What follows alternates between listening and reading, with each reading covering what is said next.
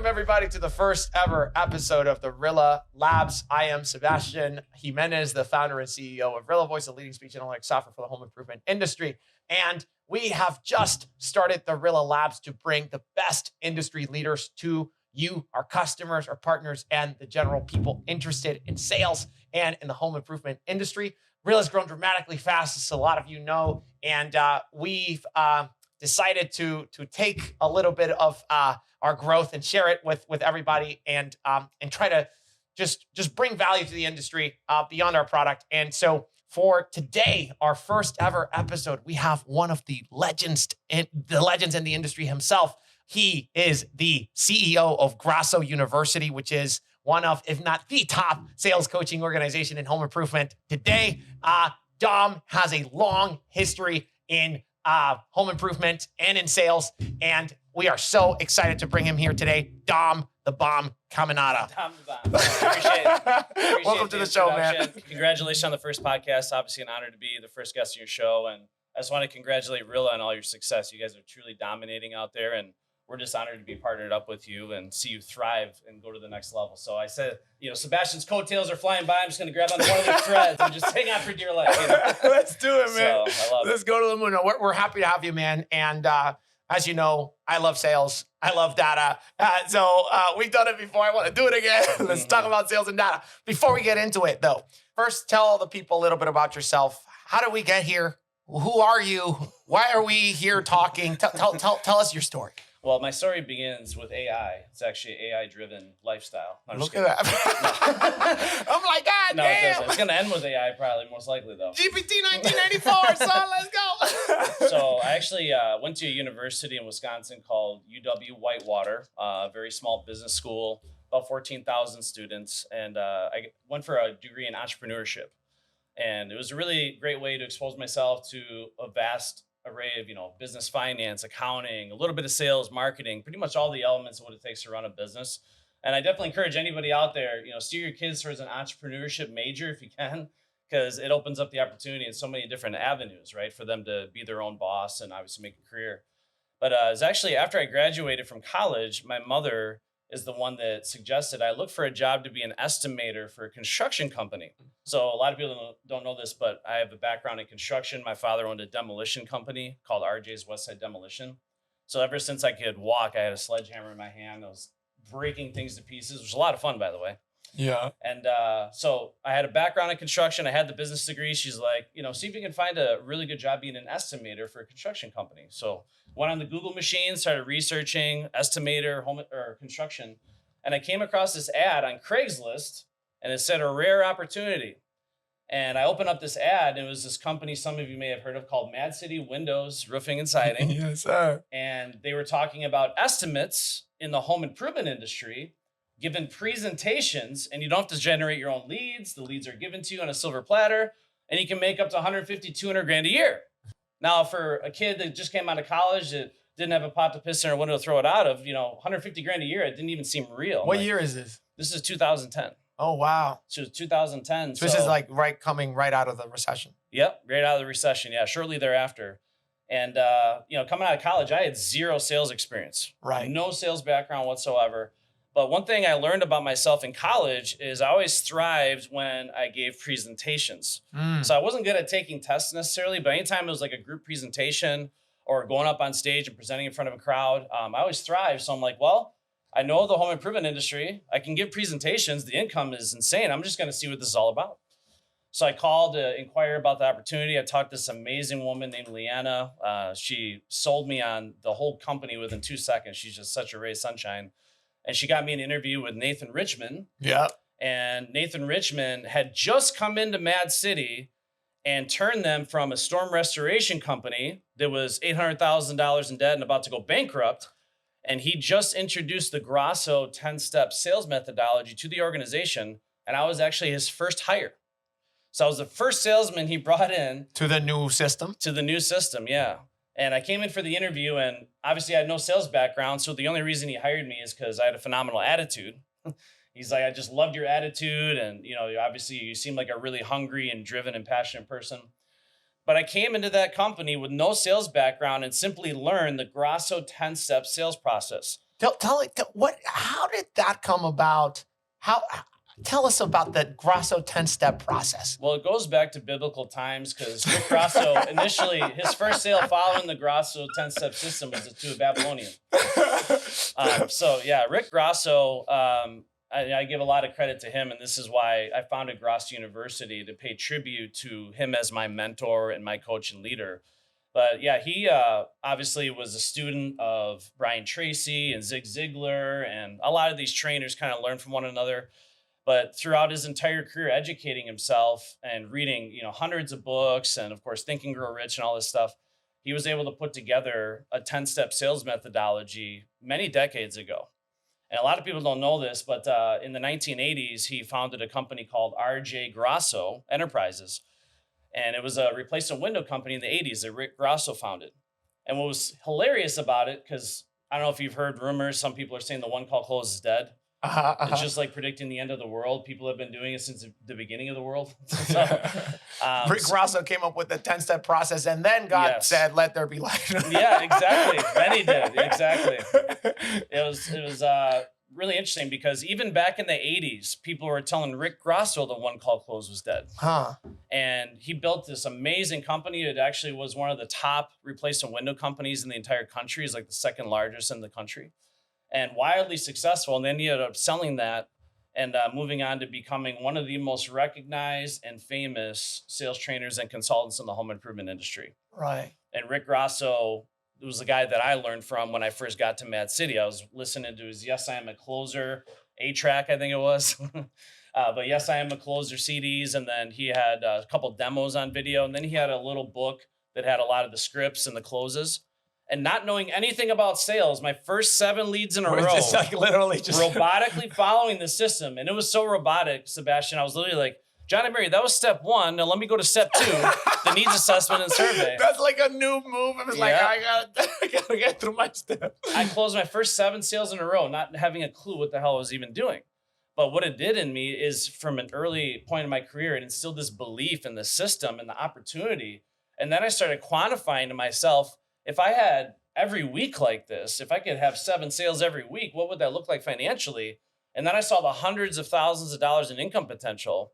But what it translated to is my first 6 months on the job, I wrote up just shy of $1 million in business, not knowing anything about doing this before. Right. And I became the first multi-million-dollar producer from Mad City, was Salesman of the Year the first 3 years. It was just getting started in the new remodeling division. Yep, exactly. And what's also funny, so bringing this back, when Nathan first brought the Grosso methodology to Mad City, again, Mad City was struggling because they were very much a price competitor. Right, chasing storm storms. restoration. Yeah, they would leave the estimates in the mailbox and call us back when you're ready. Yep. And they made payroll by $1 at $800,000 in debt. And one of their top salespeople at the time, obviously he was accustomed to making the routine visits and selling on price. Right. He made the following claim. He said, "One call closing will not work in Madison, Wisconsin." And at that time, Mad City was about a $4 or $5 million company. So fast forward, using the Grosso methodology as the foundation, Mad City in 2010 grew from 4.5 million roughly to doing over 100 million in just about 7-8 years. That's insane. And they were running about a 15 to 18% net profit as a business. I just want to stop there because, that's what you just said is insane to me, right? Like I'm from I'm in tech, right? Yeah. We just have a tech company. And just going from 4 million to 100 million in 7 years, that's like growth that you're accustomed to seeing in a startup, right? Like a really great startup that's on track to be a unicorn. That's how unicorns, you go from 4 to 100. Yeah. Like tech companies like that, like Google and Amazon and Facebook, they love seeing that kind of growth. We're talking about a home improvement company replacing windows, Madison, Wisconsin, seeing that level of growth in a really short amount of time. Yep. So there's clearly something repeatable, scalable, kind of like software almost. I always look at these processes like software that you could just run over and over again. And it's like every single time it gets a little bit easier. But I just want to stop them because that's insane. And the big thing we preach is volumes for vanity, profits for sanity. So if you look at the entire timeline there, we didn't just grow by way of volume, but also profitability, which is where the rubber meets the road. Because, a lot of people love to put their name in the top 500. I did 180 million last year, but if your bottom line shows a 1% net profit, what are you really accomplishing there? Right. So we want to see both trending. And that's why it's important that that Grosso foundation was truly the foundation that allowed that company to grow and thrive. And of course, there's a lot of other things that make for a successful company. But what happened was 3 years into it, after I got recognized for Salesman of the Year, I was always a sales leader by nature, even without being required to. And, there's a Brian Tracy quote I'm a big fan of. He said, be the kind of leader that others will follow voluntarily, even if you have no title or position. Right. So that's the type of salesperson I was always coaching sales reps and, giving them golden nuggets and offering to ride with me and role play together because I love helping people. That's just by nature. I love teaching and coaching. So I got that opportunity my third year to be the sales leader, kind of get my hands at the steering wheel as a sales coach. And then I knew this was my opportunity where I could really prove myself. Because one thing that happened, one story I wanted to share is in 2011, when I was getting recognized for my first Salesman of the Year, we actually had Rick Grosso was a surprise guest for dinner at Ruth's Chris. I didn't even know he was coming. And this is the first time I had met the guy in person. And you have been learning all his stuff. Been learning all his stuff. So to me, it was a legend. It was like meeting a celebrity I always wanted to meet, someone really inspiring. And we were at dinner and he's sharing stories and ordering $300-400 bottles of wine, wearing his fancy shirts and his solid gold Rolex watch. And in 2011, after that evening, it was such an emotional event for me. I made a promise to myself. I don't just want to master the Grosso system. I want to be Rick Grosso. Right. I want to take over this guy's legacy. But I also knew like if that was ever going to happen, I needed a case study I could point to. So fast forward now, when I got my hands on the steering wheel as a sales leader for Mad City, I knew that was my shot, my one opportunity to really show what I could do as a sales coach. Right. And it was something I was really passionate about. And then fast forward as a sales leader, that's when things really took off like a rocket ship. And it became a borderline obsession for me is to pour my heart and soul into providing the tools that my salespeople could possibly want to make success easy, replicatable, and duplicatable. What I want to stay here a little bit in 2010, 2011. Yep. Matt City says we're going to transition our company from storm restoration to actually selling, not just taking orders and running around the country. We're going to make more profits. It's harder, but you make profits like that, right? Walk us through the industry. What was the industry at this time? Like, were other people already using the Grosso sales methodology? Did it take off really with Mad City? Tell us a little bit about why did Mad City come to Rick Grosso in that moment? Like, what was it about, and why or was it already deployed and Mad City was just like jumping on the back? What was the situation back then? Yeah, so Nathan Richmond actually had another home improvement company that he had founded in Detroit and Flint, Michigan, that whole area. And it was actually him and his brother, Nathan and Nick Richmond. Right.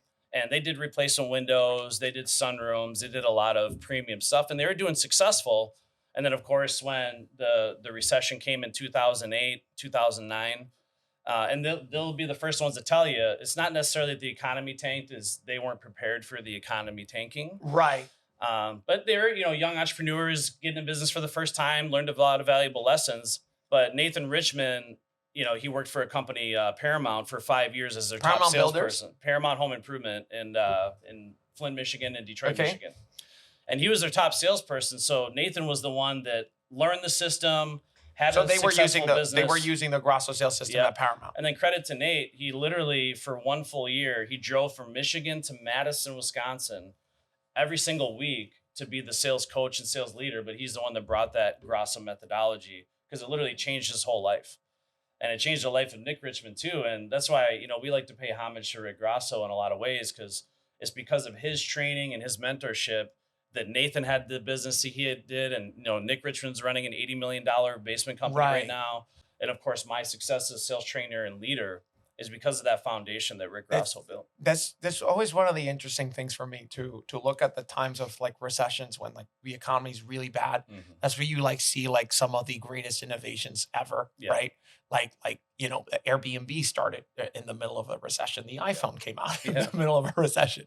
A lot of the greatest tech companies in the last decade started right in the middle of a recession. And to me, it's almost like the economy's natural cleansing system. We're gonna cleanse the fat of the system and like take all the waste And then it kind of like this story of Nate and Nick being forced to find the truth, the efficiency, right? It's a story of perseverance. Is what Right. It really is. Yeah. And then coming out even better than before. Like, because probably if you look at their business before the recession and after the recession, after implementing the Grosso sales system, we're talking about $100 million, which they were probably not even close to back in the day. So it's like fascinating how like the tough times, your business goes under, you're unprofitable, you're not paying your bills. It forces you to find like the next. And now you talk to all the home improvement companies have a 10-step sales process, which is like taking hold because it's like, okay, it's now the equilibrium. Yeah, absolutely. Yeah, we like to refer to our sales process as a paint by numbers system. I don't know if you've heard me talk about it this way, but so I'm by nature not the greatest artist. I'm not a natural born artist. If you gave me a canvas and told me to paint you something really nice, it would look like a couple stick people like I'm playing hangman or something. Now, if you give me a paint by numbers, it clearly outlines the different colors with the various numbers. This gives you the canvas. As long as you match up the color of the paint with the number on the canvas, you can create masterpieces and it's replicatable and duplicatable, even if you're not a natural born artist. So what the right step selling sales process does is the exact same thing. It allows somebody that's maybe not a natural born salesperson, didn't fall out of the womb with the gift of gab and being able to read people and all that stuff. Kind of like you have the gift of gab. The gift of the gab. I got the Dominican in me. That's what I got. And I firmly believe with the Grosso system, especially, how I've evolved it, I call it legendary training for the modern world because it's still the foundational elements, but of course we've updated some things. Right. But I firmly believe I can take anybody with the right attitude and work ethic and turn them into a multi-million-dollar producer. Yeah. Because it basically makes success replicatable, duplicatable, and predictable as long as they learn the system with the right training. As long as they have those things, attitude and work ethic, we can take care of the rest. I mean, we did an analysis with Rilla where we and you know this because you've seen it, where we literally measure this thing called script compliance, like how closely are you following the process? Like you would have been at 100%. Let me go to step 1. And listen, Ms. Owner, at this part, I'm supposed to tell you how good you look today. You know what's funny though? So on that topic, I literally, especially when people are riding with me and observing me, I made sure I was more scripted than ever before. Not that I wasn't scripted without them, but I just wanted to prove to them that this is so freaking powerful that you can literally be word for word and this shit works, right? And I literally had people... Even if they know that you're scripted. Yeah, exactly. Even if the person knows that you're scripted. They can't fight it because they can't fight the strategies, right? It is what it is. It's human behavior and psychology and all this stuff. But they literally would tell me after the sale, they're like, did you pay that person to role play with you? Because that didn't even seem real. That sounded like it was... Yeah, it sounded like it was fake. Like it was scripted because it was. Yeah, it was unreal. And, but it's like, I used to do stand-up comedy, and like when you write stand-up, like you write it, right? It's not like improv where you just go and do whatever the hell you want. Like when I was in NYU, I would go watch improv shows. It was always so bad for me because I felt like I was watching a boxer in the gym, like doing crunch. I'm like, this is unprepared. But stand-up, you write the jokes and you prepare them, and then you literally write in the laughter. Like you write in like, here's the laughter. It's almost like here's what the homeowner will say here, and this is what you will respond. And then it sounds almost, That's so important that you say that because I talk about stand-up a lot when I'm doing sales training. Right. Because first of all, I just admire the level of preparedness that comedians put into their performance. Yes, it's a lot. It's a lot. And I think salespeople can do exactly what you just said. Is they can plan out in advance the stories they're going to tell, the questions they're going to ask, and how they're going to ask and anticipate the answers, and anticipate the reaction. You put in the laughter, and then also how I'm going to layer that reaction, how I'm going to follow up on that. So it's like a planned improv.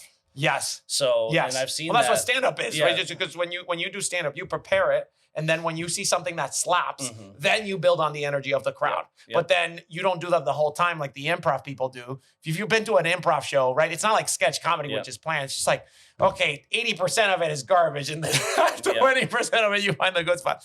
So one story I commonly talk about in my sales training is when I went to go see Kevin Hart's Irresponsible tour in Long Beach, California. And my wife and I are huge fans of Kevin Hart. We're really excited to see him. And this first show, we were kind of up in the nosebleeds, so we didn't have the greatest view. But still, the show was freaking hilarious. I was laughing so hard that my face hurt. And one thing that I commented to my wife about, because I know that a lot of comedians shy away from this, is how much Kevin Hart was able to improv off the audience. Right. That's one thing that was really just like, wow, that's really impressive. It just, for me, added so much value to his performance because I know work, that's not easy to do. And what ended up happening was a few months later, because he was still doing his Irresponsible tour, I got the opportunity to go see him a second time. And the reason why I was even open-minded to seeing him in the same show is because this time I was in the nosebleeds. I had front row seats, literally front row. Right, he's spitting on me as he's talking, right?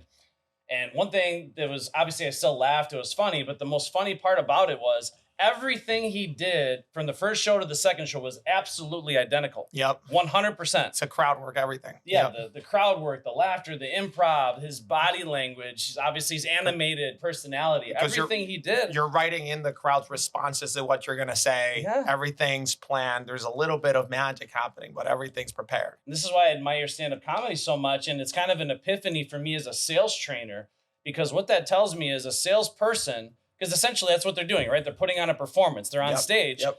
And it's not like the prospect saw a YouTube video of the sales rep's presentation in advance. They've never seen it before. They've never seen it. And you know what the best thing with the comedians? I just went to Madison Square Garden to watch Bill Burr. Andrew Dice Clay showed up, right? Yeah. I'm not even supposed to know who that is. I thought that guy was dead, right? Andrew Dice Clay showed up to introduce Bill Burr. Mm-hmm.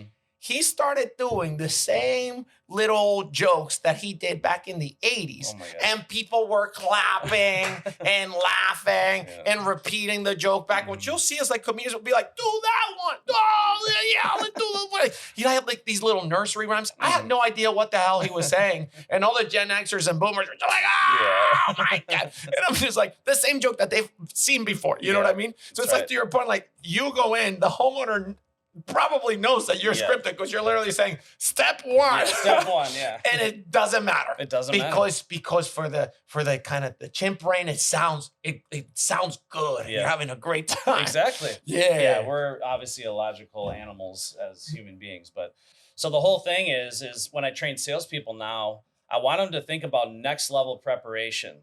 Because you've seen it in your data where, you know, salespeople in the discovery, they do a pretty good job of asking questions in the beginning, trying to get to know the person. But then as soon as the sales hat gets put on, the questions drop off a cliff, and then they just start talking at him for the next hour. 25 open-ended questions per hour or two of a conversation. The top performers who make like 5 million, 7 million in revenue every single year, they ask 25 open-ended questions per hour when the average salespeople ask only 5. So it's a 5 times difference between the top performers. And the reason why is because just like the stand-up comedians, they prepared in advance what questions I'm going to ask, when I'm going to ask them, how I'm going to ask them, more than likely what's the highest probability of a response I'm going to get from the prospect. And when I get that response, how I'm going to react to that and layer with more open-ended questions. You can put that level of preparation in advance, and a lot of salespeople fail to do that. So I got a 160-page book I wrote. It's kind of like my Bible of in-home selling, obviously following the Grosso system. It's got all the scripts in there. And one thing I preach to salespeople is that's just your foundation. And just like any foundation, it's meant to be built upon. Every salesperson should have their own Bible of in-home selling, their own roadmap to the sale that has all those open-ended, closed-ended questions and layering responses built in so they can repeat that performance and duplicate it just like a stand-up comedian. The top performers, when they're preparing and they're using these foundations, right? It's kind of like when Michael Jordan in that documentary, right? It's like the Last Dance.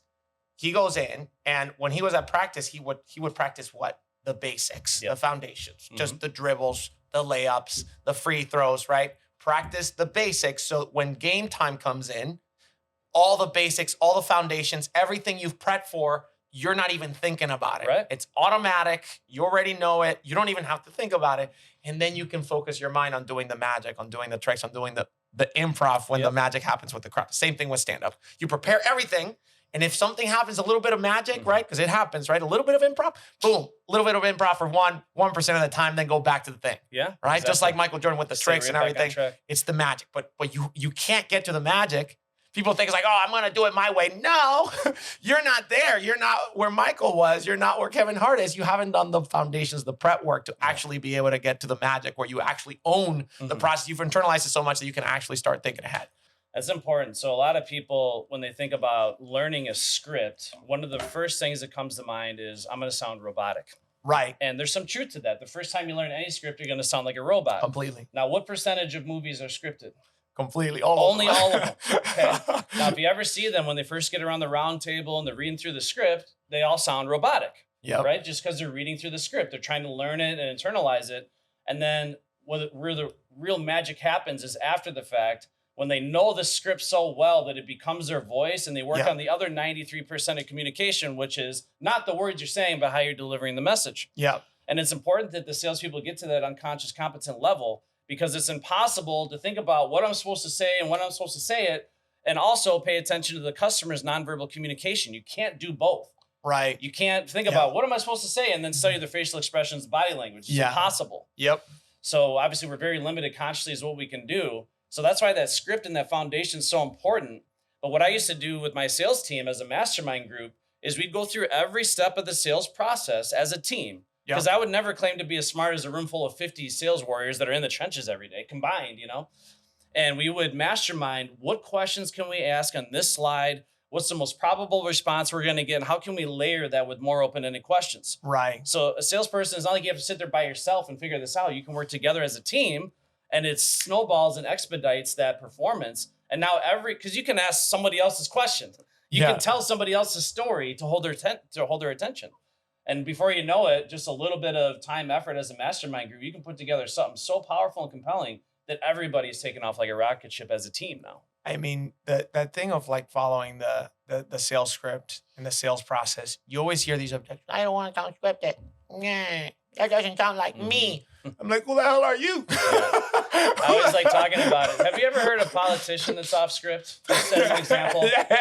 How inspirational and compelling is their message, right? I have a dream was scripted.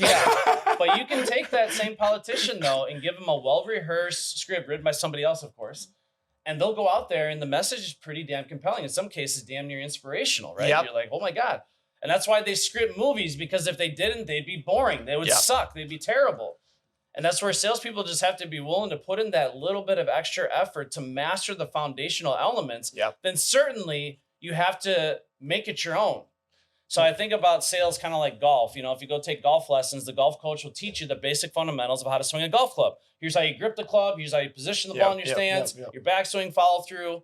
But that doesn't mean I can go on the PGA Tour now and beat Tiger Woods one-on-one. Well, maybe now I can, but not when he was in his prime. But what I have to do now, though, is take that foundational training, which is not debatable. It's not like you can go on the course and one-handed blindfold and be like Happy Gilmore. You still need those foundational elements that they taught you, but now through repetition and repetition, thousands of swings of that club, playing the game, now I can develop my true authentic swing, just like in The Legend of Bagger Vance. He talks about his authentic swing that's for him and for him alone. And that's the same exact thing with sales. But the foundational training has to be there. You can't throw that in the garbage. And it has to be followed. But you build upon that foundation. And that I wanna kind of dig in here, because one of the things, as you know, we've done all these like analysis with data where we've analyzed like 500,000 sales conversations in the home. One of the things that we found recently, right, which is not surprising to you and not surprising to anybody, is that if you look at the average conversion rates, you have a graph, the average conversion rates, right, of a sales rep or a sales team or a company, and you correlate that with sales process compliance, because we measure that with Rilla, as you've seen. You go in and you see out of 100%, how closely did you follow the 10-step process? Did you do all 1 through 10? How closely did you follow the script? And we can measure it from 0 to 100. We can literally measure it now, like quantifiable. And one of the things we saw is that there is a basically like 60, 70% correlation between following the sales process, increasing your compliance with the sales process, and increasing your conversion rate. And it's in. The data's in. We've seen it across 500,000 sales conversations. That's not debatable. What was really interesting to me, and maybe we could put the graph later there so people could see it, is that the graph goes up right at the beginning. It's like starts increasing your conversion rates. If you're at 20% compliance, you're going to be at below 20% conversion rate. If you're at 30%, 50% compliance, your conversion rate starts going up to 30 and 40. What happens though when you get to like 60 or 70 there, when you're getting to that range, is that the graph like kind of like plateaus, right? And it stops kind of increasing. And so like the top performers who are closing at 60, 70, 80% of the time, they're not following 100% of the process. They're following like 70, 65 to 80%. What's happening there? So anybody that says they're always 100% of the time is lying, because there's this thing in sales called creativity. Now, I talk about this a lot in my sales training, because in order to be a true sales warrior and be in the top, 1% of closers, you have to be creative. Now, unfortunately, as adults nowadays, just because of the society we live in, and I can go on and on about why, but very few adults have any level of creativity whatsoever. Yeah. So they have this box. Let's say I gave you the training manual. That's the box, right? So if you only stick within the box, you can have good results, but they're going to be limited. So to really open up the ocean of opportunity is taking that foundation, but also being able to think outside the box. I don't know if you ever heard the study by Dr. George Land. You ever heard this creativity study? No. So he actually created a creativity study for NASA, because one thing that they encourage there is being creative, coming out with new innovations, new ideas. Yeah. But they didn't have a way to measure creativity. You talk about like IQ and EQ and all these different. Yep. But creativity was hard to measure. But he was able to develop this creativity study. And because it only measured creativity, it could be tested on people of any age group. You could test it on children. You could test it on teenagers, test it on adults. And it has nothing to do with what you know. It has to do with your level of thinking outside the box. Right. And what was interesting is on 4 and 5-year-old kids, that age bracket, 98% of children performed at genius levels of creativity. 98%. Yeah. Now, this is a longitudinal study. So what ended up happening is he tested the same group of kids 5 years later. It went from 98% down to 30. And then 5 years later, when they were 15, it went from 30% down to 13. And then by the end of the day, only 2% of adults that took the test had genius levels of creativity. Right. And salespeople run into challenges there because learning the system is so important. But if you can't personalize the experience for the buyer and be able to come up with a creative way to overcome objections and obstacles to the sale and things of that nature, you can only be so compliant 100% of the time, right? Right. So I think that's powerful to say that, 70% compliance with a dose of creativity is the top performer. That's why they're thriving. Yeah. And I've had crazy shit like salespeople go into the house and the people are on their back porch staining the deck.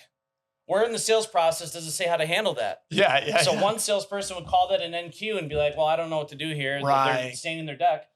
Another salesperson rolls up their sleeves and helps them stain their deck and finish the project, meanwhile building a tremendous amount of rapport and value. Right. And then by the time they go into the house, it's a freaking laydown. Right. Because I had salespeople that go to the customer's house and the farmer was back in the barn milking cows. Yeah. He's like, I've always wanted to see that. Do you mind if I go participate and give him a hand?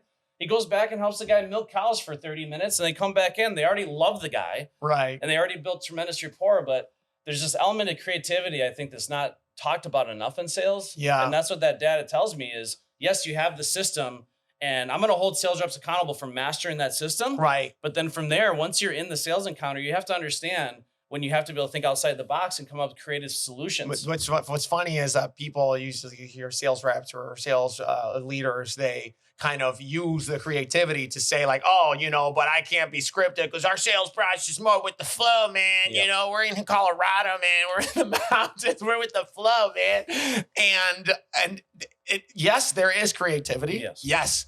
But this is, 70% of the way, you got to go through the basics, go through the layups and dribbles so that you can make the magic. Exactly. If you cannot, it's like that's the important thing is that the top performers are not 10 or 20% compliance. They're there. Yeah. They got most of it. Mm-hmm. And they went through that period of like having to like literally step one, Mrs. Homeowner. Hello.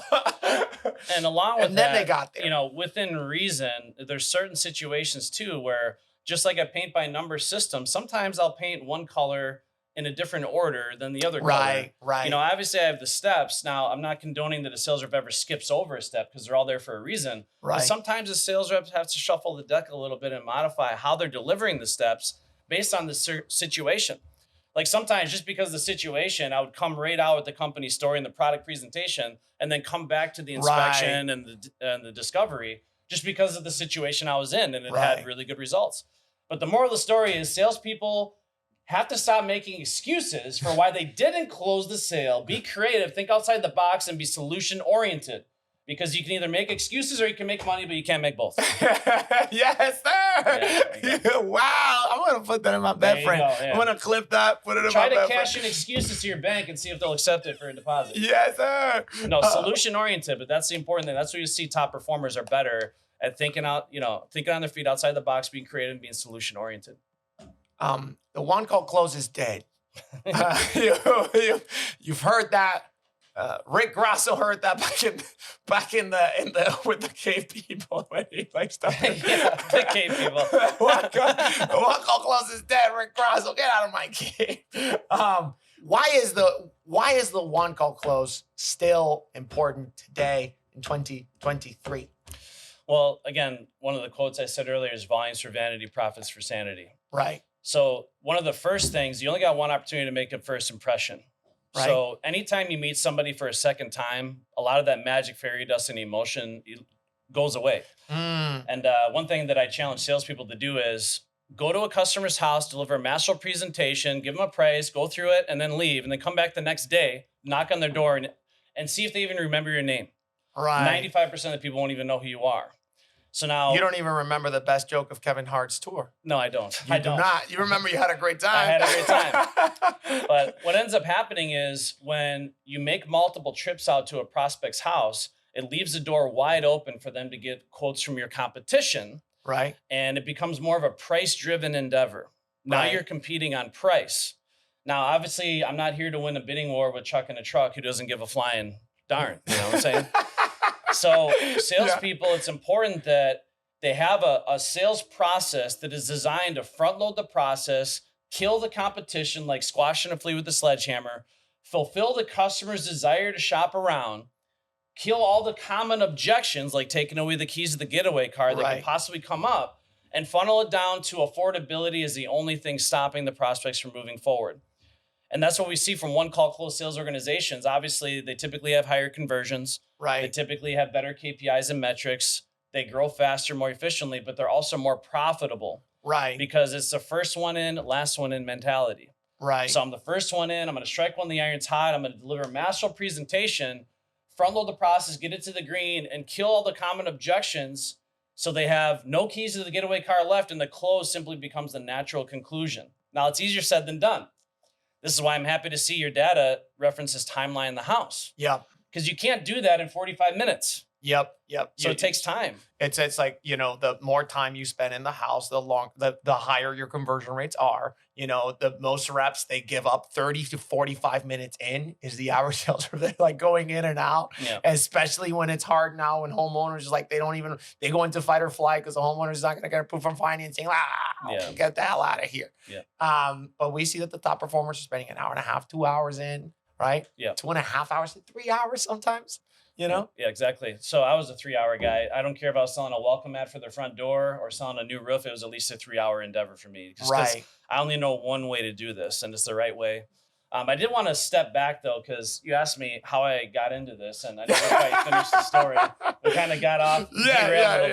Finish but basically, after I grew the sales team at Mad City there, Rick Grosso in 2019 advertised, it was a big email blast, the last ever closers camp in Washington, D.C., and I'm like, my goodness, this is my opportunity. And of course, over the years, I planted the seed with Rick Grosso that when he's ready to retire, I'm first in line to take over his legacy, take me under your wing, show me your methods and all this stuff. So I said to Nathan, I'm going to this closers camp because we're taking over this guy's legacy. That was my goal. Obviously, I wanted to be there to support his last event and pay homage to him. But my goal was to take over his legacy right then and there. So I went to the closers camp. And if you've ever been to closers camp, it's a competition. So the first thing I did is I had to mop the floor with everybody there, made sure it was clear that I know Grosso better than anybody, even Grosso. And then I ended up taking Rick Grosso out to this French bistro in Washington, D.C., because I know he likes French bistros, and sat him down. And I said, Rick, I just want to let you know right up front, the reason why I'm here is because I'm taking over your legacy.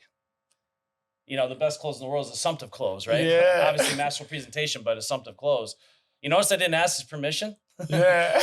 I said, I'm here because I'm taking over your legacy. And he just responded with, I couldn't think of anybody better. Wow. And that's how that first started. And now here we are. That was the founding of Grosso University in 2019. And now my mission is to build, I know there's other people that want to build big sales training organizations, but I want to be the #1 sales training and consulting company in the home improvement industry. That's awesome, man. So obviously, the thing about what we do now is it has no boundaries. It's worldwide. So I'm getting Grosso University translated in multiple languages right now. That's awesome. I know it's Spanish. Yeah, I want to deliver this training to as many countries and, obviously locations as I possibly can. And we've been growing like crazy. It's been great. It's been quite the journey. Do you think that, I mean, you saw like with Mad City how tough times forced them to adopt kind of like changes and new methodologies. Yeah. Do you think it's like a ripe market for this kind of like, because that's one of the, when you look at the innovations that people adopted in home improvement, it's like, sure, there was SEO and online marketing. Yeah. But there was also the sales process excellence, right? Like really digging deep into the sales process excellence and the sales presentation. I think that was an innovation that kind of like got lost in the times and then was brought back, How, do you think that the market's ripe for something like that right now? Or do you think that, or do you think there's something newer, like a new sales methodology? Like what do you think is going to happen now with the market? Well, I think the blend of technology and process is going to be necessary for people to survive the coming times. Yeah. So when I first got into sales, I was doing my presentation on a 3-ring binder, a pitch book, going one page at a time. Yeah. Then I got an iPad.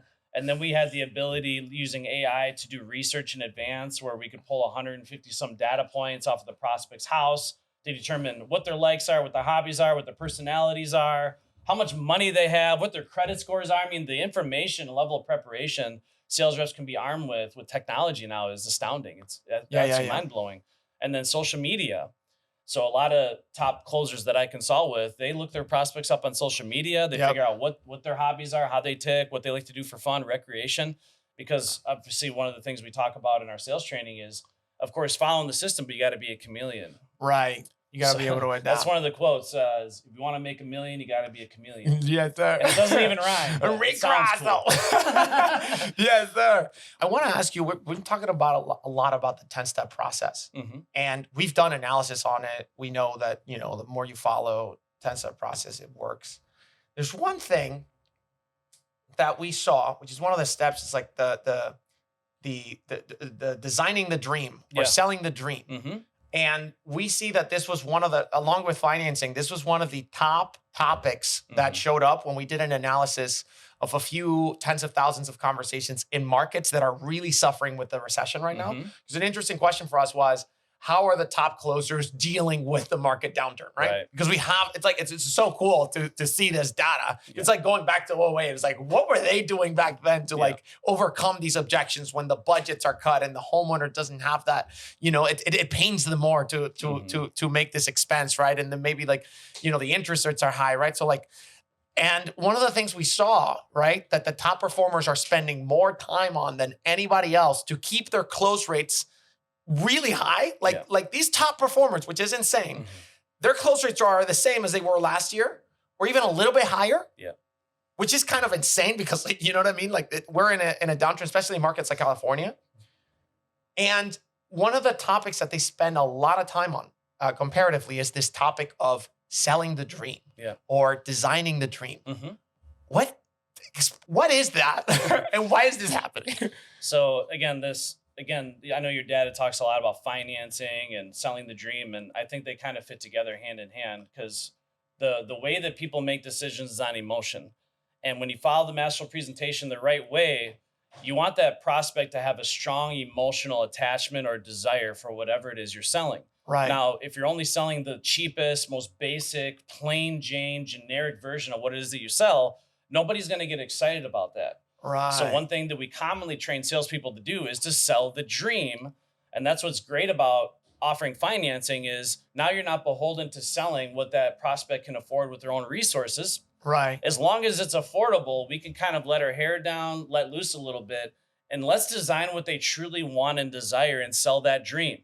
Because your prospects are going to make all decisions hypothetically before they ever make them in reality. Right. And they play a movie in their mind of all the things that are going to happen once they own your product. They play typically a positive and a negative movie. The negative movie is what could go wrong if I hire this asshole and he tears my house apart and leaves my house in shambles. But the positive movie is what is the sunshine and rainbow scenario, the dream of all the wonderful, amazing things that will happen when I hire this contractor and they transform my kitchen or my bath into the bathroom of my dreams. So how does it work? How does a sales rep go even? Like, how does it work? How do they do it? So right away in the beginning of the sales encounter, when you're going through your discovery and having the conversation, one thing we always commonly like to say is, John and Mary, let's say you won the lottery. Let's say that you won the Powerball ticket, you hear $1 billion. What exactly would it be that you would desire in your new kitchen or your new bathroom, putting price aside? Cost aside. What do you want? Right. So if you've seen anything in magazines or anything on HGTV, it's like, oh my God, I want that. I really desire that. Right. If you can close your eyes right now and picture your dream bath or shower system, what would that look like to you? What exactly would that have? What are the features? What, functionality, all that stuff, the rain shower heads, all the luxury spa features and benefits. So sell the dream. And you want to lead with, whatever it is that you're selling. If you're selling windows, if you're selling baths, kitchens, lead with the highest level of quality you have in your respective product or service. To match that Lead dream. with the dream. And this empowers a salesperson in so many ways at the negotiating table, because now when I'm negotiating, because I led with the dream, now it gives me the opportunity not just to throw discounts at them until they roll over and buy. You can try to move backwards from the dream. Now we can product drop and simplify the project, hold off on a few things. So it's kind of like going for the home run hits, selling the dream first, and then it gives you ammunition to product drop or downsell. And at the end of the day, because you're doing that, let me give you an example of a strategy I train my bath salespeople to do. Anytime they're quoting out a walk-in shower for accessibility, I would always have them present and price out a walk-in bathtub. And part of the strategy is occasionally you're going to upsell some of those people to the dream and therapeutic benefits of a walk-in bathtub.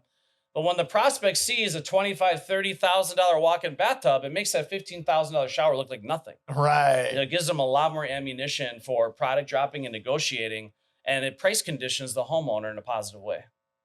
Why is it why are we seeing the metrics show up so clearly in markets that are suffering a lot from the recession? Why do you think that's? I have my own ideas. What do you think is so important now in markets that are being hit by the recession? Like this particular topic of selling the dream. Well, I think some people are realizing that because we're going through a recession, a lot of salespeople are getting more trained. They're receiving more education on the art of the in-home sale. And as a result of that, you're probably seeing a lot more salespeople following a systematic approach and selling the dream. Right. There's obviously selling the want. People buy what they want, not what they need. I think a lot of salespeople are starting to realize that. But there's also a balance here, because there's going to be a shift too, where people are going to be more forced to do what they need versus what they want. Right. So it is a balance, but in any case, with the right financing partner. Yeah, that's what's crazy to me. It's that in the recession, right, when people are supposed to not do what they want, what they would wish, it's like you're seeing the salesperson spend more time there, which is kind of counterintuitive. Well, what it does though, so when you lead with the dream, it makes it a lot easier to occasionally sell the dream, but also sell the more economical option that you do offer. Right, because then got it.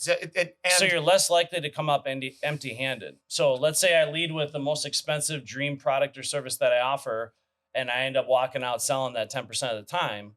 Well, now I'm selling the more economical option, the other 40, 50% of the time. Right. Because what I think is like looking at the other metrics that I've looked at, like time in home is really important. Yeah. Keeping your talk ratio steady, like 45 to 65. So letting the homeowner talk, do a lot of the talking. Keeping your open-ended question size so you can generate that talk ratio. To me, I look at that and I go, is it just the fact that when you are getting people to imagine what's their dream home, that they're just having fun and that it gets them talking, and then it earns you that right to be in that home for a longer time because you're getting them to get out of their worries and get out of their, day-to-day kind of, the recession misery. And you're like actually getting them to have like a fun time at the stand-up show, you know what I mean? So that's kind of what I'm going back to. I think people are starting to realize that they need to invest more in training, because those are all the basic fundamentals of what we train salespeople to do. Right. So when you walk into a house, you're on stage, you're giving a performance. Right. And a lot of salesmanship is selling the dream, asking questions, telling stories, getting them to truly want, need, and desire. So after the master presentation, they should say 3 things. I want it, I want it, I want it. And getting away from just selling a commodity or something that they need and selling that dream. That's the fundamental foundation of our entire sales process. Right. Of our sales methodology. Because that to me, when I saw it, I was like, in recessions, people are focusing on the desire, the utmost, like the most dream desires. And it was like that. I was like, okay, because I think about it, it's like, it probably is so fun for people. Like when people go shopping or they look at houses that they can't afford. My girlfriend does this all the time. She goes on like, Street Easy or whatever. That's what we use in New York. And she goes and looks at apartments like super expensive or like looks at really big houses and she has fun with them. So it's like you're taking people to this fun territory where now the 2 hours or 3 hours, it doesn't feel like to them that they're, bored the hell out of their mind listening to some person talking about, like the specific vinyl of this window. So we literally have magical words that we put into our sales training that trigger that imagination in the prospect's mind. So obviously we talk about the dreams, what would they want, but we use words like just imagine. So you literally tell the prospects, just imagine. Right. And then you explain what you want them to imagine. That opens up that emotional creativity part of their brain where they kind of drift off into la la land and get to experience hypothetically their lifestyle, what it would be like. Now, on top of that, when I'm training salespeople to help with this, to sell the dream, is you don't want to just tell them about what you're selling. You want them to experience it as much as you can. So it's important when you're delivering a masterful presentation that you engage their senses, allow them to take your product for a test drive, get them hands-on, physically and mentally with the experience. Because they'll retain about 10% of what you tell them, but they'll retain about 80% of what they see and what they experience. Right. So the more you can engage the prospect's senses and get them physically and mentally involved into the experience, use words like just imagine or selling the dream, things of that nature, keep an open mind, then you're going to get them to, again, drift off in la la land. And all of a sudden, before you know it, they're like, I want this, I need this, I must have this. Right. And then when you're focused on selling affordability and not price, because one thing that you can say confidently when you go into the house, one call close sales professional, is John and Mary, if you're looking for the cheapest solution to your problems, we're probably not a good fit for you. Right. But if you're looking for the product that's going to be a permanent solution to your problems at the best value and ultimately the least expensive, that's exactly what we're in business for. Right. So we're not going to apologize for being more expensive. We're going to brag about it. Right. Yeah. You're going to lean into your strengths. It's like one of the, we have this new tracker that's called like the competitor when you like realize when competitors come into the fold. Yeah. One of the things that we see that people do when they literally deal with competitors with a different bid, is that they make the competitor's strength their weakness. Okay. You know what I mean? Yep. So like the strength of my competitor is that they're cheap. Yeah. Do you like cheap? Exactly. So and then it puts a competitor in a situation where it's like, well, that's their strength. They have to have to lean into their strength. And then you kind of put them in a place where it's like, yeah, I just made your they don't highlight the competitor's weaknesses. They highlight the competitor's strengths and then turn them around as weaknesses. Yeah. Exactly. Yeah. No, that's great stuff. And we like to get the prospect understanding that, in the beginning, we're not here to win a bidding war with Chuck in a truck. And sometimes we'll even say that openly in the house. But the thing we can say confidently is we're going to show you that we can actually be the least expensive investment you'll make because we'll show you a product that can actually pay for itself and make you money. No, and that's another one of the things that we've seen when the sales reps are setting expectations early in the conversation with the homeowners. Is one of the things we see, like the timing of like when is it a good time to bring up these topics? And we see that setting expectations with the homeowner, like qualifying yourself and your company. It's like very early on, the top sales reps right now in really kind of like difficult markets, they're leading with that. They're saying like, okay, so I'm going to walk you through this presentation today. And there's like 4 things that we do really well. And there's 4 things that we don't do really well.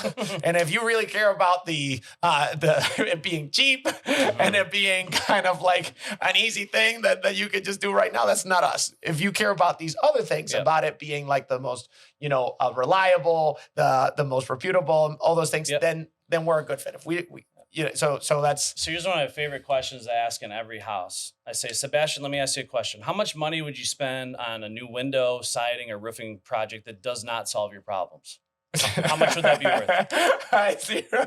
Zero, right? Yeah. So let me ask you another question. How long would you want those problems solved for? Just initially, or how about permanently? I just get rid of the goddamn problem. So if there's one thing we can both agree on. If it's not a permanent solution to your problems, it's not even worth talking about at that point. Right. So as we go through the industry options, Sebastian, and we start learning about what's available to you, we've taken a little shopping spree, so to speak. Yeah. So one question I want you to keep in the back of your mind. Is that a permanent solution to my problems? Fair enough? Yeah. So now I'm getting them more concerned and open-minded about the problems we're solving and how long we're solving those problems for, more so than the price. So it gets them in the right mindset. And when you get them shopping, that's so important. It's like just have they have fun when you take them shopping. You take them through options. It's not a bunch of crap. Well, exactly. So it's important when I'm taking them shopping, going through industry options, that ideally you have physical samples you can put in their hand where they can touch and feel, and you can engage their senses so they can experience what it is that you're talking about with the differences. Okay, so we talk about the one call close. A lot of people are still apprehensive about adopting the one call close, and they say it's like too high pressure. It's something that they're not comfortable with. How do you take a company that's not used to this kind of sales methodology to become comfortable with that kind of sales methodology?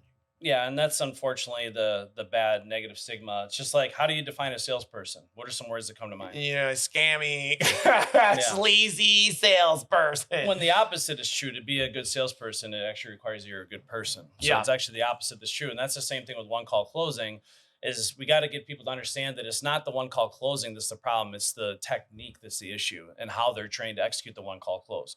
Because there are people, believe me, that follow one call close that are high pressure, and they're really aggressive, and they try to strong arm people into a decision. Right. That does exist. So it's not like that doesn't happen, but it's simply lack of technique, and it's simply not following the right type of one call closing methodology.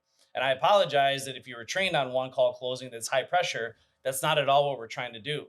So the one call closing process is designed, first of all, to build a foundation of trust in a relationship that's so strong that these people would never dare to give their business to anybody else, because they truly feel a bond with you. You spent that time to truly build a foundation of trust in a relationship.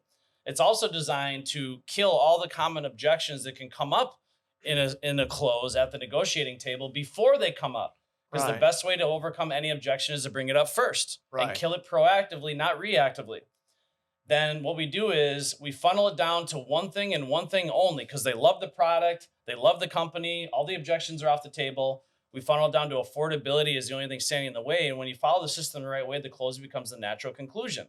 Now, you're never going to get a sales team to fully embrace a one-call close system unless you yourself as a sales leader or the owner of that business, whoever's commanding the team, knows that one-call close system forwards and backwards and can confidently execute that in the house with predictable results. Right. So I would commonly get salespeople that I was training that, they're in sales for 30 plus years. And like, I think I got a better way to do this. I'm like, no, you don't. And anyway, I'm like, just ride along and observe me executing this system literally verbatim, and you just see what the results are. Inevitably, we go into a house, they would observe me, and I would literally have them recorded on their phone too. Before we had Rilla, they would just record the audio. Yeah, and you send it back, And they would see the system step by step translating to the close being the natural conclusion. And now I got that salesperson bought in. Now they believe in it. They're like, oh my God, this shit works, right? But there's always going to be some skepticism, but the fish sinks from the head down. So part of the reason we had a lot of success commanding our team to execute a one-call close is, first of all, myself and Nathan Richmond knew the playbook better than anybody. Right, so you guys learned it first. So we knew every script better than anybody. We knew the playbook, and that's a lesson for anyone watching this. If you're coaching a team, you're commanding a sales team, you're the coach. You should know the playbook forwards and backwards. Anytime I'm consulting with a new company and they want to introduce our Grosso system to their team, I always start with the sales leaders first. I'm like, you yourself have to put your salesman hat back on, learn the system, because you're never going to be able to hold your team accountable to following a one-call close unless you yourself know it and believe it yourself. Right. So that belief also trickles from the head down, right? Now, another thing that's important is when you're trying to get your team to follow a one-call close, you can't have gray area. So there's some sales teams where, we encourage a one-call close, but we also allow for follow-up and text message and emails and voicemails and all this stuff. And we allow them to go back out 3 or 4 times. Well, that's not truly a one-call close sales culture. Right. So it has to be line in the sand. Or another situation that comes up is where, I got these 5 salespeople that are trained on the one-call close, and I got this group of veterans to do whatever they want because they have okay results. Okay? Right. So it has to be lined in the sand, mandatory that everybody is following this one-call close methodology. And it has to be sincerely mandatory that they have one shot, one opportunity to seize everything they've ever wanted. One shot to go in there, give it 100% effort to truly earn that customer's business. Yeah. And the policy is if you earn their business, that's your customer for life. Treat them like royalty. Yeah. If you don't earn their business, you reflect on the appointment for a few minutes, take away a few valuable lessons, then you hit the delete button and move forward onto your next one. Right. There's a reason why they put blinders on a racehorse. Yeah. So I can only force to look in one direction, and that's forward. Right. But I have to make sure they understand that when they leave that house, that lead will actually go to rehash, meaning that if they don't close that sale on that first call, then the phone room is going to follow up with that person and schedule a follow-up call for another sales rep to go out and sell the job. Right. So then what's my mentality as a sales warrior? I walk out of every house being able to tell myself confidently, if I don't nobody can rehash this thing. Yeah, yeah. So we used to describe every lead like a jar of peanut butter or a tube of toothpaste. So when do you throw the jar of peanut butter in the garbage? When there's that much left at the bottom? Are you scraping every last morsel of that peanut butter? You get the spatula out, really squeezing the juice out of it, or taking the toothpaste canister and squeezing it over the countertop, right? Like a maniac. Like you're so desperate to get that last drop, right? That's the way you should feel about every lead. Right. Now let me simplify this. Most salespeople give up and throw in the towel over objections. Way too early. They throw in the towel over objections. Now, what's the difference between an objection and rejection? The objection is just part of the thing. Objection is, I need to think about this. Yeah, you gotta sleep on this. It's just part of the process. What does rejection sound like? No. Get the hell out of here. Yeah. Get out of my house. You're the only one left at the kitchen table, Call right? the police. So if salespeople, and this is why, we encourage people to throw away the wishbone and grow backbone, tighten up their belt and hang in there. And this is why you have to develop obstacle immunity as a sales professional, just like someone in the military. Because people fear rejection. Yeah. So rejection is something that everybody fears. And this is why, just like, fearing death, people avoid rejection because of that fear, because they haven't drilled and rehearsed and developed that obstacle immunity against rejection. Right. So how do we do that? Again, the more we sweat in peace, the less we bleed in war.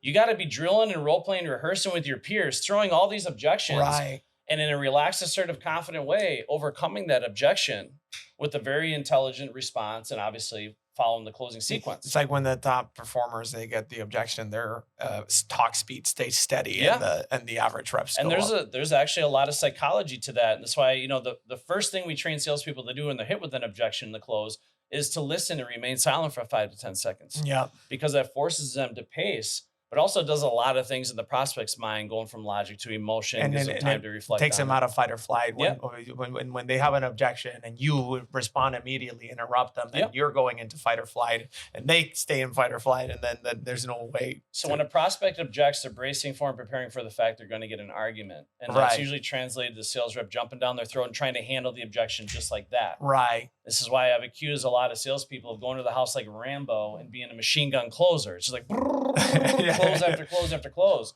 So you have to have that pacing in the close, because when the customer first blurts out the objection, a lot of times that's just the reflex logical response. Right. But it's not the true root origin of the objection. Right.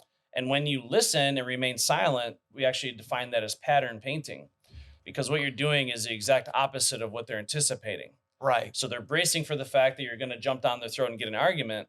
So when you do the exact opposite of that, a lot of times it's like reeling them in. It's magnetic in nature. When it's like almost like you're forcing the rep to kind of treat every customer like the spectacle. Yeah. Because it almost like gives them, like, because they know it's their only shot. Yeah. That if you don't close that customer, there's no other opportunity. Yep. So you have to do your best at every single customer. It's like when Michael Jordan played, he had like a famous saying, was like he would put in his head that this might be the first time that somebody's seeing me play. Yep. So I will give it my very best at every single game. So it's almost like in this approach, you're actually trying to give the homeowner the best experience possible, the best interaction with your company possible. Yeah. Because you want the sales rep to treat them. You don't want the sales rep to be like, this is a bad lead. I'm not gonna, you know what I mean? You want them to think that this is their only shot. Yeah. And, the thing I always explain to salespeople is when you're at that kitchen table and you're in front of John and Mary Smith, you got to understand that there's a lot of people relying on you to get that sale. So first of all, the homeowners are relying on you because a lot of times when you leave, they end up settling for something that they don't deserve. Yeah, they end up settling for something that's cheaper, more economical. It's not what they truly want and desire. And a lot of times that leads into a bad experience, or they have a horrible contractor that screws them over, so on and so forth. But also, there's a lot of other people that benefit from every sale you make. So all the installers with every sale you make are relying on you to make that sale so they can put food on the table and provide for their families. Yeah. The people that manufacture your product, The finance companies, they need more money. But all the people in your company, your office, the marketing, administrative, production staff, the trickle-down effect, every sale you make impacts positively hundreds of people. And not to mention, you're allowing this prospect and these homeowners to get the product they truly deserve, to actually not settle for something they don't want. So you owe it to them to hang in there, go for the no, because people need to say no so many times before they say yes.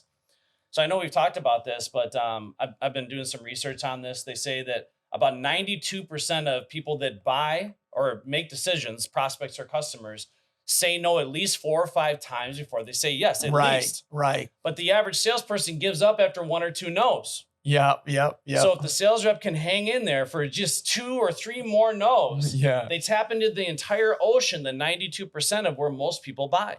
Right. So it's like the Chris Voss who never split the difference. It's like the best salespeople try to get you to say no. That's first. When negotiations starts. They're not trying to get you to say yes, because when people say no, they feel in control. Yes. They feel like they are actually, in complete control. No, well, you're disagreeing. And then as soon as you say no, you say what it is that you want. Right after that, it helps the salesperson discover a little bit more of what you need. So saying no, and getting the customers to say no like multiple times. And it's cool because you can do it proactively before you even get to the close. Right. So you can overcome a lot of the no's and objections proactively. Yep. And this is why you create your own laydowns. So if you're in the situation where you deliver the total investment, the prospect says, well, how do we get started? You created that environment because you proactively overcame a lot of the hesitations, objections they may have had. Right. So I want to ask you about, so we have a system, right? Let's say we have a company. I'm going to do a 10-step process. I'm going to implement it with my salespeople. There's obviously like getting the foundations. How is it just like adopting it and executing it consistently? So I learned the playbook. I'm an owner. I'm a manager. I learned the playbook. I'm trying to impart it with my sales team. What's the kind of work that it needs from a company to consistently make sure that my salespeople are actually adopting the process and actually executing the different steps? Like what are the steps that an organization needs to take to make sure that it's actually being adopted? So before Rilla, I had to do it the old-fashioned way, obviously riding along with as many salespeople as I could. And one thing I want to say here is if you do have somebody that can ride along with your salespeople, I think it's important that they ride with everyone. Right. So one thing that companies do incorrectly is they only have a field manager ride with the bottom performers or the people that can't close the door with the wind behind them. Well, it's going to give you very minimal results a lot of times. And a lot of times you're wasting your precious time. On people that are not really good. Yeah, it's not a good fit sometimes. Sometimes miracles happen, but you want to share the love with everybody because I've had a lot of success in ride-alongs making great people really good or making good people great or people that aren't so good, and anywhere in between, all ends of the spectrum. So like, for example, last year I had a sales rep that did $2.5 million and then he went through a boot camp. The next year he did $3.6 million. Most people would be comfortable with the $2.5 million producer. Like, he's good enough, Well, better's possible is good enough. So but because you share the love with everybody, it does a few things. One, to make sure that riding along with them doesn't have that negative stigma. And this is why I did that personally. And this is where I'd be able to see, are you executing the system or not? Right. And the second thing it does is it gives me a lot of great ideas because there's something the top performers are doing consistently to have proven results, which Rilla can measure now without. But I want to share that with as many people as I can. That's one of the things we saw with Rilla. It was so interesting because we always thought, okay, like when we started, people are going to want to see the conversations that didn't go well and then give feedback so that you can improve it. One of the things that surprised us the most is we have a feature now. It's just you could clip audio and you could like share it in like little playlists. And what people do is they take a clip of the top performer doing an absolutely masterful kind of closing sequence and they share it around with the team. Yeah. And that's been one of the most helpful features for the sales reps because and that's what you're trying to do in the ride along with the top performers. When you ride along with the top performers, you're watching Michael Jordan at play. And you want to share what Michael's doing so that everybody can review the game film. So it's all exactly you're coaching. And if you can coach your top performers to be like 10, 20% better, then that's that's most of your revenue. You know what I mean? From your top performers. So and again, Rilla's been obviously a huge gift from the heavens, and I've said this openly on stages, but it's important that after the initial sales training that I'm super dialed in on my post-training molding, support, and accountability. So obviously being there in the trenches is one thing. How am I preparing for sales meetings? Do I have a set agenda for sales meetings that covers a specific topic that I know everyone universally needs to improve upon based on what I'm seeing? Now, again, I did it the old-fashioned way by riding along with reps, and I would put together dozens of agendas, and we'd have very productive and organized and structured sales meetings. But now with something like Rilla, it gives you a lot of that stuff right at your fingertips, where I can put together really incredible sales meetings that are targeted specifically at what I know everybody needs to improve upon. Right. So, and you keep building on that, but you know, the never ending training, school's never out for the closer, and making sure that I am riding along in the trenches. And one thing I just want to make clear, you know, a lot of people think Rilla is this tool that completely erases ride-alongs. And of course it has the ability to do that. But what I would use Rilla for is to make my ride-alongs even more productive than ever before. Because there's obviously a lot to communication that's hard to measure with AI. Like, you know, voice inflection, you know, you're smiling, your body language, your laughter, body language, your facial expressions, right? A lot of times you'll see where a sales rep in the close will get confrontational. Yeah, I've seen it where a sales rep's delivering the price and he's sweating profusely. It's uncomfortable, right? So there's a lot of things that you got to key to, but Rilla can do 95% of the heavy lifting, and then it's just fine tuning from there. And then it's almost like with the ride along, instead of like going in blind and trying to see what you're going to find, you go out with the rep physically, you see them, but then you're not just seeing them, you're seeing them with all the context that you've built from the data that you've analyzed from all their appointments, and you kind of know what you're looking for. Again, focusing the limited human memory to the few things that you know matter because you have all the context, and it makes the, you know, the actual physical ride along experience so much better because you have all that part context. Of the magic of riding along, and this is something I'm trying to get a lot of sales leaders to do, is riding along doesn't mean I meet them at the house, watch them, and then leave. Right. Riding along means I'm investing that whole day to ride along. So a lot of the Rilla data could be really leveraged in the briefing session on the way to the lead. Yep. Because a lot of that is getting the rep in the right mindset, talking about maybe there's some strong areas. I want to boost his confidence. Some things I'm seeing on Rilla that are really impressive that they do well. And then just say, hey, these are the things I want you to be cognizant of when we go into this appointment, that if you can get these dialed in, you're going to close this thing, you know? So it gives me that empowerment as a coach to build confidence in them, get in the right mindset so they can hit the road running and we can coach them out of a slump. One of the things that, especially with the market, everything, there's a renewed focus on sales coaching. Because it's not as easy to close anymore. One of the things we saw with Rilla, because we can measure the time that sales managers spend coaching. Yeah. And one of the things we saw is that the top performing teams, their sales managers are spending more than 20 hours a week just going in, reviewing game film, reviewing analytics from conversations, just doing that. That's not including doing a physical ride along. Right. That's not. So if you take a 40-hour work week, that's like more than half of their time that they're devoting to actually coaching salespeople. It's not just like, let's go through your numbers. Let's go through let's go through your pipeline. You're one of them. They're really devoting a lot of time. Yep. What in your experience, you know, you talk about mastering the Rick Grosso system. How much time is a sales manager? You know, if you want to actually go from like 0 to like the 10-step process, how much time commitment is it going to be required just for the initial setup to like then consistently following up with that kind of model? So from the time you onboard and train them to get them to truly master it. Yep. So this is something I'm really proud of, but it would typically take me about 4 or 5 weeks to get a sales rep properly spooled up and trained to where I felt they knew the system to have incredible results. And it wasn't uncommon for me to have a brand new sales rep as a top performer in the company.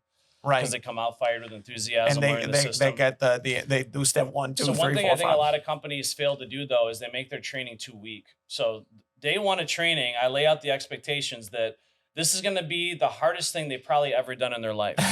This is going to be, you know. You used to be in the military, right? Is that no, you did. You used to be a bodybuilder. Yeah, I did bodybuilding. Okay, yeah, that's right. Yeah, let them know, like, this is going to be the path of resistance. You know, if you're looking for weak training that's easy to pass, this is not the right company for you. I'm going to ask you to work harder over the next several weeks than you probably ever have done in your life. And I let them know there's going to be a final exam at the end of this 2 or 3 week training. And the expectation is you have to pass that final exam at least 90% proficiency before you're going to be issued leads independently and actually continue to work here. Right. And then I hold up my sales training book and I ask anybody in the audience, have you ever taken an important final exam or test in your life you really had to study for? It's really important. You maybe, waited till the last minute. You stayed up all night, drinking energy drinks or whatever it is. Now, let me give you the scenario where you're in college or high school and your teacher or professor says, here's a book that you're going to be tested on in 3 weeks. Anybody in this classroom that gets 90% or better in this book on the final exam will get multiple six-figure income every year for the rest of their life. Financial freedom that they can bank on and they can, hit their financial goals. Guaranteed, we'll pay them. How hard would you study for that final exam? Yeah. Is there any doubt in your mind you'd get a 90% or better? So there's nobody that's going to work harder for you to train you and get you prepared for this career than me. But what I ask in return is I want to see multiple six-figure effort put into every single day in the classroom. Because here's my promise to you. If you don't get 90% or better, you will not continue working here. Right. No hard feelings. And then, I'd have a few people day one, they'd go to lunch and not come back. Yeah. But the whole point is the people that stuck it out, it actually was one of the hardest things they've ever done in a long time. And they really had to push themselves and challenge themselves. And then when they got through the training and passed the final exam with flying colors, which most people did, their sense of confidence and fulfillment and gratification and belief in themselves is like running a marathon and getting to the finish line. They're so damn proud of themselves and the belief they now have with the company they represent to go out there into battle and go kick ass and take names, just radiating. But that's my big message there is I think people need to really make their training a lot more difficult than it really is. Test and certify your reps and don't be afraid to make them work for it. Right. Because ultimately you instill that culture, that work ethic in your culture. One thing that drives me crazy, Sebastian, is sales leaders that get into a leadership position with the hopes they're going to work less. You're a sales leader. You set the tone for work ethic in your whole company. Your salespeople are going to emulate your behaviors. Right. You're always on parade. So if I want a hardworking, hungry sales organization, I need to emulate those behaviors myself by setting the tone. So that's one thing people admired about me and why I was able to command a team and develop the hardworking sales cultures because I was busting my tail 24/7. Right. Just nonstop, So you talked about, 20 hours to coach. That still, leaves 100 and some hours left in a week. It never ends. Work all the time. Yes. But that's why, it is really gratifying because being a sales leader, sales coach is like being a parent. It is truly a 24/7 proposition. Yeah. So I kind of joke about it, but I always say, I manage Wisconsin's largest adult daycare center, Yeah. The greatest adult lead babies you've ever seen. No, but if you think about it, like any coach of any sport, every single sport, they spend a ridiculous amount of time, not only in the game, right there giving instructions, but in practice is where they spend most of the time. The game is like once a week in a lot of sports, right? But they spend time reviewing the game film, preparing the practices, doing the drills, all of those things. That's what you should be spending your time. It's not like doing like basic office work, which is like a lot of sales managers like do.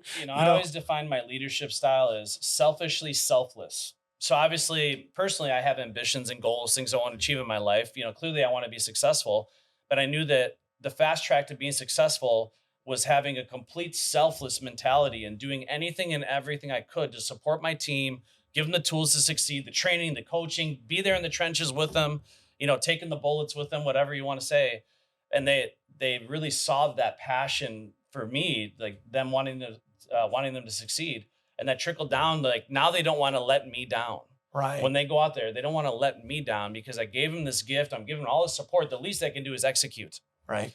And that's how you instill that passion, that culture.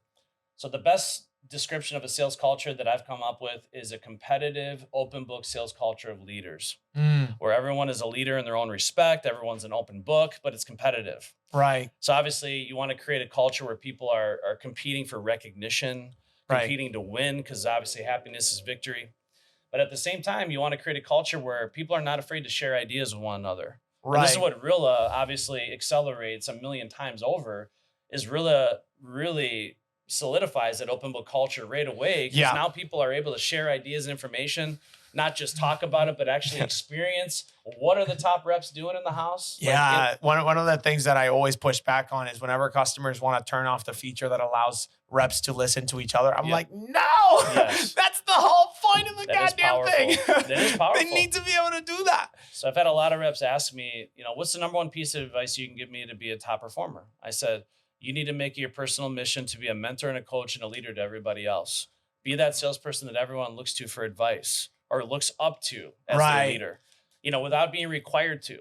Because if you ever notice that when you're giving someone advice or coaching somebody, you teach yourself a lesson or two, your confidence goes Yes, up. And we because know that, yes, especially extroverted people who learn. A lot of salespeople are extroverted. Some are not, but the extroverted people literally learn by talking. Yep. So when you can explain the process to somebody else, you'll learn yourself. I've had that much happen more. a billion times where I'm teaching a sales team a certain sales strategy or an idea or story or question. I'm like, man, if only I would do that, I would be more successful in the house too. Yeah.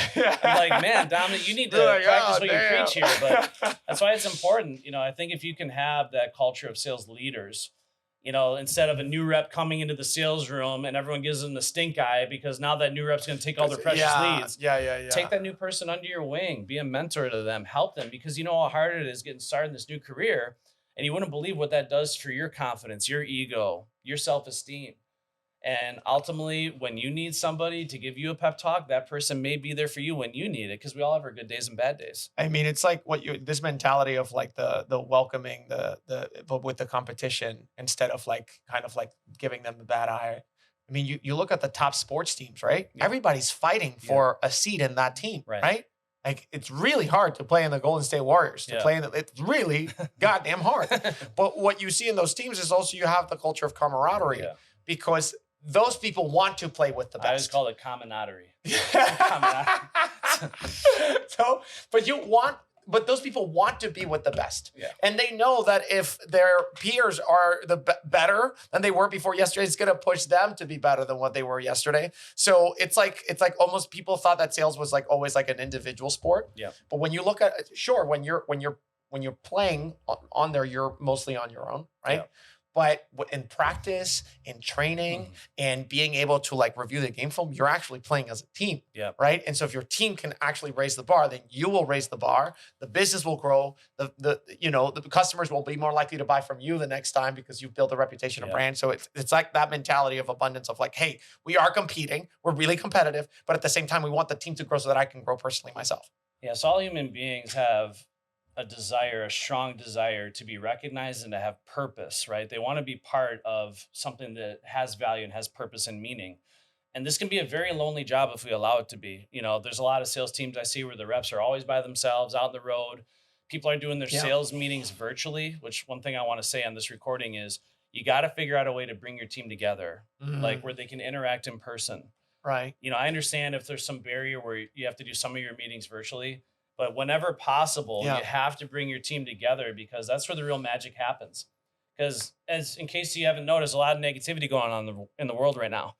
And that sales meeting, that interaction with their peers, that dose of positivity and inspiration, which is the most important KPI there is, keeping people inspired. That sales meeting may be the only time that week or that month where they get that dose of positivity they need to keep their head on right. Right. Because there's very few people in your life that motivate you and support you and keep you positive anymore, right? And who are dealing with the same things that you're dealing with. Yeah, exactly. Then you can talk through stuff together. But you want to encourage that. You want a family. You want a brotherhood where people feel valued, they feel heard, and they feel like they're a part of something important. They have that purpose in their life. So you have to instill that. But again, all this trickles down from leadership. Because again, your team will emulate all the behaviors and actions and beliefs of their leader. So if you want, I actually did this exercise on a sales leadership mastermind.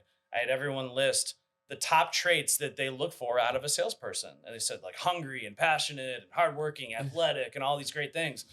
Now ask yourself, when you look in the mirror, how many of those traits and attributes do you see in yourself? Yeah. So if you don't see a lot of those things, that's my mission for you. My assignment is start emulating some of those behaviors more. Right. Like if I want my salespeople to learn more and educate themselves, I need to be studying and reading books and educate myself also, right? Because again, that's pretty hypocritical. And they're going to basically see, well, this guy's not even working. He's putting his boat in the water half the time, going golfing, So it's hard for them to justify putting in that effort in the field. Whereas if you do the opposite, if you pour your heart and soul into being that sales trainer, that sales leader, give them that gift, that one call close, train your ass off, give them the tools and support, post-training that they need to continue to grow in their profession. Yeah. They'll feed off of that. And now they go out there with this, sales warrior mentality. They don't want to let you down. And they want to do it for the betterment of the company. You know, a lot of people hate their sales leader. They resent their sales leader. And the second that happens, you might as well cut them out because it's not going to work. Well, Dom, this has been a great time. Talked a lot about sales. My main takeaways right now is, one call close is still alive and well, just like Rick Grosso. It is. Yeah, it's not going anywhere. But if the world does end, then the one call close will be dead. But until then, it's going to be alive and well. And the second takeaway that I'm taking from here is that sales coaching is now probably more important than ever, especially as we are going into a downturn, and spending a lot of time with your team. And sharpening the axe is more important now than ever. Yeah, I went to a Goldman Sachs event a little while back, and they said the two most important factors for the survival of any company in the coming years is going to be training and technology. That's it. If you don't embrace those two, you will become extinct. That's my second takeaway. And then the third is, as we've talked about, having a 10-step process. It does do wonders. It's actually almost like an invention. Like I think of it as like a software system that runs really well, that you can fine tune, you can personalize, but it's just like the core foundations of a language model. It's like amazing. So 3 takeaways. But Dom, we are at the end of the show where we want to do a rapid fire, the Rilla rapid fire. So Dom, I'm going to ask you a bunch of questions and you're going to answer very quickly. Okay. Because it's a real rapid fire.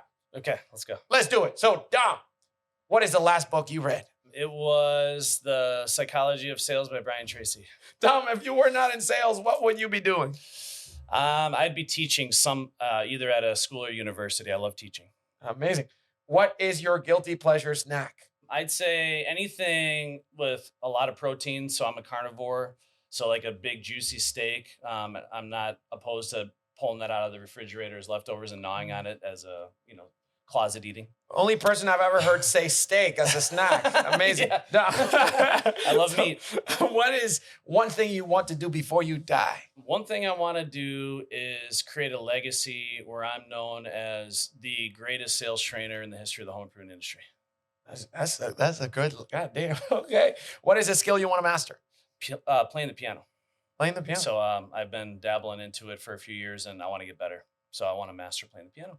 Look at that, playing the piano. Yeah, I love it because a lot of it segues into sales training. Because in order to play the piano, you got to know it at an unconscious level. Because it's impossible to consciously play the piano. You learn the basics. So same thing with sales. Yeah. I like how you brought it around. Yeah, of course. If you could travel in time, would you go forwards or backwards? I would go backwards. Amazing. And the best piece of advice you have ever received? No matter how bad you think it is, just remember worse things happen to better people every day. And no matter how good you think you are, just remember there's always somebody better. Wow. Who said that? My mom. Good job. So Dom's mom. There's 2 lessons there. Mom, Dom. Don't feel sorry for yourself because the horrible situation you have in front of you may turn out to be a blessing. You really don't know. It's how you react and respond to the situation that matters. And the second thing is never get complacent. Because the second you get comfortable, your competition is going to steamroll right over you. So always strive to get better and improve every day. Don't let this competition steam right over you. Ladies and gentlemen, this was Dom Caminata, Dom the Bomb Caminata from Grosso University. We are so glad to have you for our first episode of the Rilla Labs. If you guys want to learn more about Rilla, anything we do, AI, go to rillavoice.com. That's RILLA voice.com. And Dom, where can people find you? So you can go to grossouniversity.com or you can call 888-GROSSO-U. That's GROSSO with the letter U.